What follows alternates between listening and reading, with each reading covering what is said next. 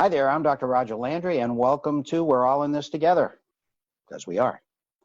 And I'm together here with Teresa and Danielle, and we're bringing you another episode where we hope to use the skills that we bring to a podcast that we do regularly called The Bright Side of Longevity.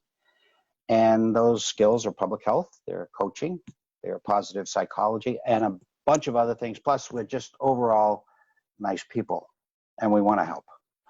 Particularly these two are nice.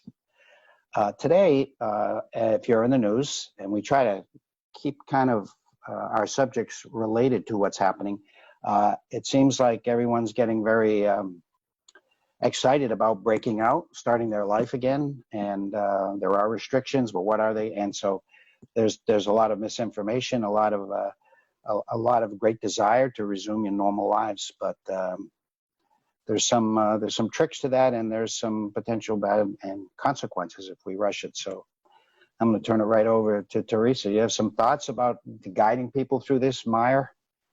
You know, it's so interesting. There's mixed messages. There's a lot of confusion and anger. And now it seems like people seem to be aligning into different camps, and the last thing we need is to be polarized, I think, more. But it is completely our choice to feel impatient, angry, to disagree with the store's policy, to disagree with one's governor's policy. That's totally our right to feel any of those ways. But I think the bigger question is whether we want to feel that way. And if not, it's completely in our hands to feel differently always. The reality is that it's different everywhere, especially as we partially reopen and various businesses are allowed to reopen and they're trying to figure out how to comply with new rules. But arguing with reality has no upside. No. And it uses up so much brain power and energy and time. And generally, it makes us feel awful.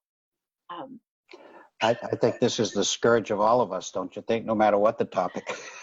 Arguing with reality. Yep. But patience is always a feeling that we can generate. Like any other feeling, we can generate any feeling we want to. Even when we're wearing a mask that we'd rather not be wearing. And even when we're standing in a long line with angry, impatient people, which that can be contagious too. But that feeling of patience is always available to us. It's a choice. And it always stems from the thoughts that we choose to think about any situation. And that is truly our superpower. Our brains can easily get stuck in that negative spin cycle, looping on anger and impatience. But we can have higher expectations and ask more of our brains. The challenge, I think, is to ask our brains to come up with the thoughts that generate feelings of patience and try those on for size, see which ones feel true and authentic to you, and which ones actually generate the feeling that you want to feel. The truth is that every store is going to be different. The lines are going to be long. That's the reality. And that can be time spent, spinning in impatience and anger, or it can be time spent, listening to our favorite music or catching up on a podcast or listening to an audiobook, or sometimes I just like to be alone with our thoughts. But I guess my point is that the choice is always ours. It is indeed. Food, that's advice for life, as we mentioned before, but they're definitely now. Yeah, and I think emotions are so heightened because people are been stuck inside. They are getting impatient, they're getting restless, and perhaps a little more hypersensitive than they normally are. And businesses, likewise, the staff are struggling because they're trying this new protocol they've never tried before. In some businesses, they have like a 17-stage plan for reopening and how they're going to keep people safe over the course of a month. So it's a lot for everybody to deal with. And I do think it's a good time to remember patience and respect. It was so interesting. I found this meditation on Insight Timer, and I was intrigued by the title, How to Deal with an Annoying Person. And it was so profound. He made this statement, and he said, my path may be different from your path, but my path can extend to your path. So we can truly believe differently than our neighbor. but we can still be respectful. Some of the concerning things that I'm hearing from people that I know are when, for example, someone goes to the grocery store and now there are arrows, go this way, not that way, to keep everyone distance, and somebody accidentally goes down because they didn't know the arrow was there, it was never there before, and somebody else starts yelling at them. Or if somebody is standing in line really close and another person says, hey, can you stand 6 feet away, there's a marker, and then they turn around and get in your face and yell at you. It's just, you can exercise your right, but how hard is it to be respectful to other people? If you see someone wearing a mask, maybe you probably can assume they don't want you to get too close. So for me, when I, even myself interacting, and when I find myself getting a little impatient, one of the things I remember are times when I wasn't my best self, when I was hungry, tired, cranky, and people were nice to me, even though I probably didn't deserve it. So I call up the old bratty self and think, people were patient with me. Maybe I can exhibit some of that for other people. So just patience and some respect. Another good thing that I'll leave you with is, as companies are reopening, you might want to look at their website or call them up and see what their protocol is, just so that you're prepared. So I'll give you a couple of local examples because I think they're doing a phenomenal job. The Tampa Zoo is opening in a couple weeks. They're only filling to 50% capacity. They're doing a thermal monitoring as you go in. They're offering you free masks and some protocols for staff for cleaning and just keeping things the way they should be. The Florida Aquarium opens June 1st, and they had a 17-step plan. And you go to their website and they're saying, if you come here, these are the things you can expect. Make an online reservation, no more than groups of 8. They're actually taking the temperature of the staff as they come into work. So, just don't be surprised if you go into a restaurant and there's fewer tables and your waiter is wearing a mask. There are things that are going to be different. And we all are experiencing the frustration of that. So normal might change. What you think of as normal will be a little bit different. So my final piece of advice is, if you find yourself about to react, just take one deep breath.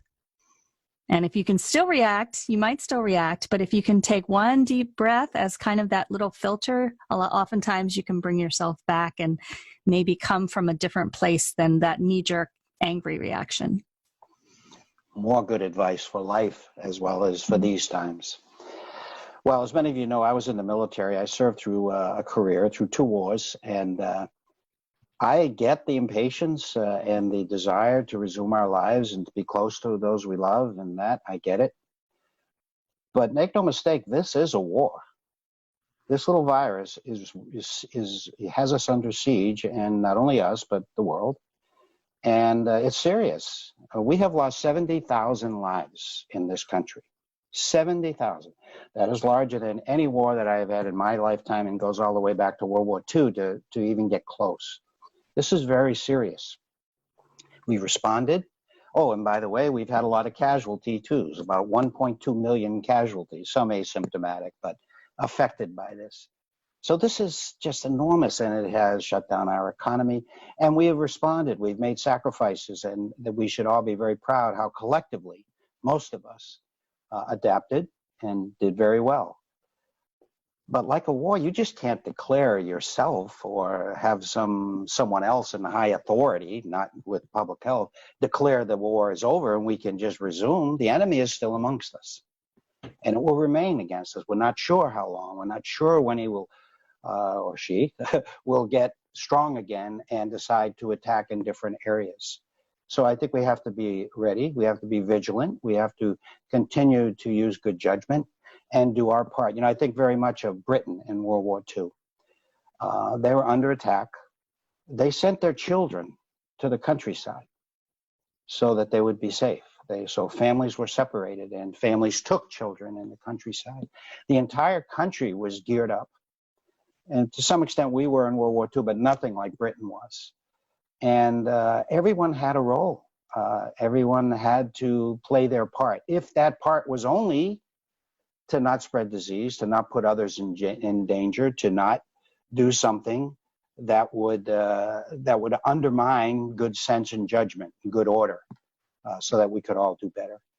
So patience and some persistence, I think, is called for. So I totally get it, but don't quit before we've beaten this guy. And this will be when we have the weapons, the vaccine, and we have herd immunity, which is a weapon in itself.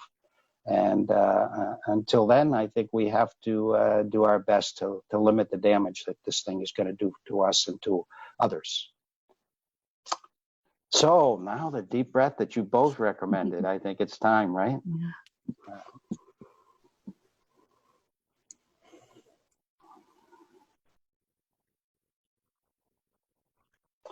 We can do this. Stay well.